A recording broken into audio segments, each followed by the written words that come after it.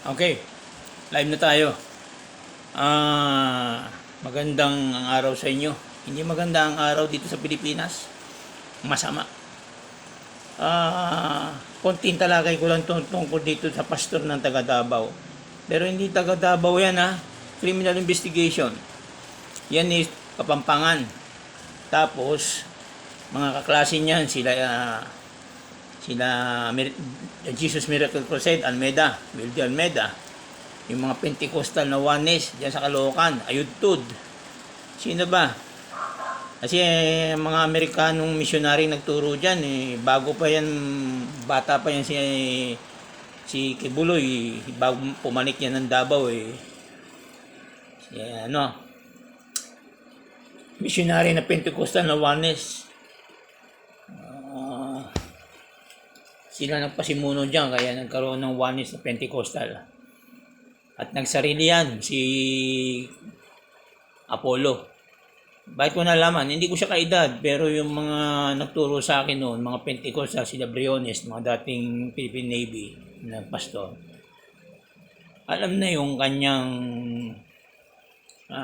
kaisipan bago pa siya tawagin daw sa bundok doon.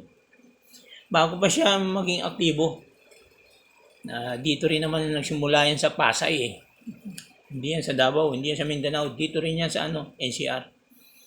Alam nyo, ang dami kong naririnig, hindi naman ako sasawsaw doon sa criminal liability niya. Doon ako po kaya ako nagbigay sa inyo ng konting panahon na hindi naman dapat dahil wala ako sa aking background na maganda sa opisina. Dito lang ako sa bahay. Kung nais nyo talaga na magkaroon ng justice, katarungan nating pag-uusapan yung spiritual. Doon tayo sa justice. Because if there is a justice, there is peace. And there is peace, there is a divine justice. No? Kaya doon tayo magsimula sa justice. Ang puntereyahin nyo, yung kayamanan niya. Maliwanag na sinabi niya, kasalanan ko bang yumaman? Kung hindi ka hangal, Apollo Kibuloy, ibalik mo lahat ng pera mo dahil yung pera mo hindi galing sa iyo yung jet, yung eroplano pinahiram mo. Lahat ng pera mo hindi iyo. Galing yan sa mga member na Pilipino at member na foreigner. Nag-uusap pa kayo pati sa Israel, pumunta ka Di ba?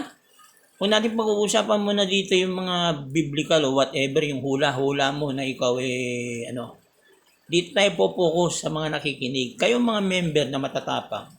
Mayroon na dyan lumabas yung mukha. Yung sabi niyo yung taga Cavite ditong abogado na ang poster niya si Hitler. Yun. Yung madaldal na parang muna yung mukha. Abogado daw siya. Diba? Abogado rin ni Arroyo yun. Okay. Bago tayo mapunta sa mga abogadido na yan. Ang i-focus nyo, kayong mga nagko-complain. Yung nga pala.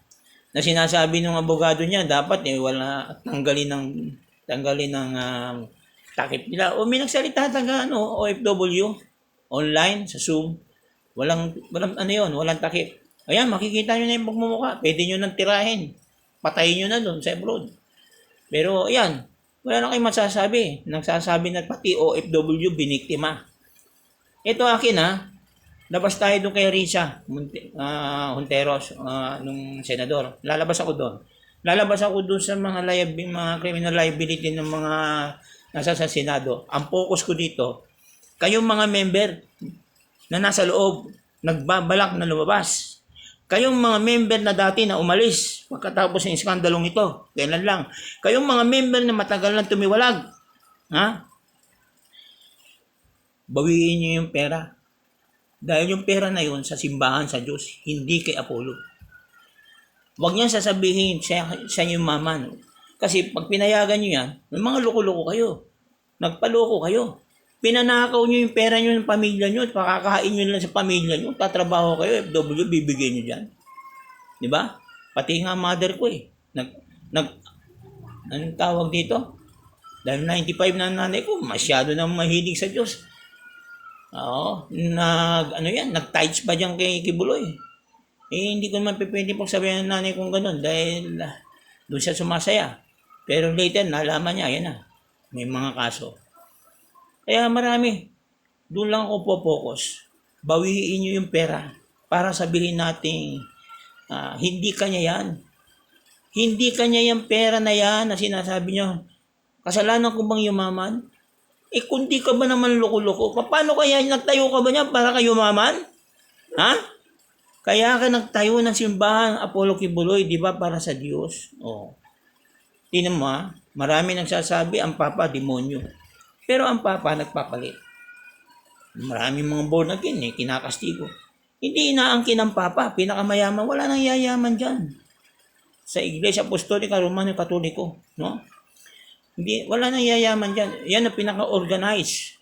Pero hindi niya sasabi na siya mayaman. Ha? Yung Iglesia ni Cristo, hindi sila nagsasabi na siya mayaman. Di ba? Tingnan mo yung Iglesia ni Cristo, the only religion na founded ng isang Pilipino. Karangalan natin kasi hindi dahil ako member. Hindi ako member. Doon, historian ako Yan lang ang alam kong religion na Pilipino. Di ba nagkagulo sila? Dahil din sa pera. Bakit sila nagkagulo? Ang sabi ng kabila, mana, amin yan. Galing yan sa magulang namin. O di, parang inangkin nila sa kanila. Ang sabi ng kabila na ngayon ay nanungkulan at siyang namahala at pinaniwalaan ng maraming member ng iglesia. Hindi yan sa inyo, sa Diyos yan. Yun. Tama yun. Tama yun, hindi ako member ng iglesia, pero sasabihin siya, tama yun. Kaya nagpatuloy. Bakit? Ang problema sa mga nagtatayo, pagka marami na ang pondo ng iglesia, akala mo kanya na. Kaya Kapulo, hindi mo pera yan. Pera ng tao yan para sa Diyos. Kaya kayong mga member na umalis at kayong nandiyan dyan sa loob, mag-isip kayo, kunin nyo yung jet. Kunin nyo lahat yung, pati yung motorsiklo niyang 1.7 million binigay ka Duterte. Kunin nyo lahat yun. Kunin nyo dahil hindi pera niya yun. Pera ng taong bayan yung para sa Diyos. Hindi nyo yung binigay para binigay nyo ba yun para magpayaman ka? Payagan yung magpayaman ng pastor ninyong kinikilala? Siguro naman hindi. Di ba? Kaya nyo binigay yun para sa Diyos, di ba? Ngayon sinasabi siya, bakit daw siya yumaman? Hindi mali na. Inaangkin na niya yung pera na sa kanya. Di ba? Hindi sa Diyos, sa kanya. Mali yun. Kunin nyo. Doon lang ang focus ko. Kunin nyo lahat ng kayamanan, kayong mga member. Doon sa loob ng circle. Inahamon ko kayo kung talaga sa Diyos kayo. Hindi na kailangan ng warrant dyan. Kayo na kumuha, dumakip dyan sa loob. Para nang kayo mafia niyan Hindi na iglesia yan Organized crime na yan sa criminologist thinking.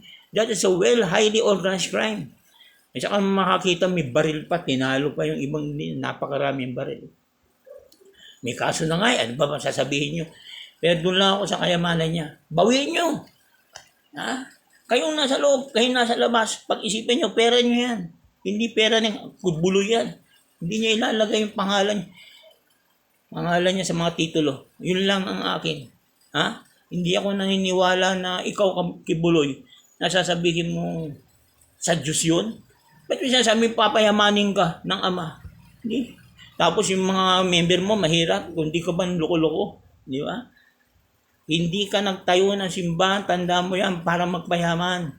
Kung talagang totoo kang lingkod, hindi ka dapat yumaman. Yumaman ka man, hindi para sa iyan, para sa member, para sa Diyos.